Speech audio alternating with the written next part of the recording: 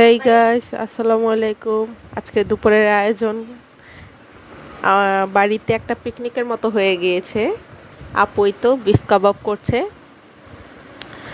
এই তো আপু সব প্রিপারেশন নিচ্ছে বিফ কাবাব করার জন্য। রাতে এগুলো সব গরুর মাংস, বুটের ডাল সব বেটে রেখেছিল।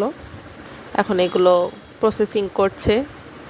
আপুর হাতের বিফ কাবাবটা অনেক মজা হয়। আপু আসলেই আমাদের এখানে। এই তো তারপর আপু বিফ কাবাব ভাজাভাজি শুরু হয়ে গিয়েছে। এই তো বিফ কাবাব হয়েও গিয়েছে। আজকে দুপুরে অনেকগুলো আয়োজন ছিল। আম্মু অনেক কিছু রান্না করেছে। আর আপু বিফ কাবাব করেছে, আম্মু সাদা পোলাও রান্না করেছে।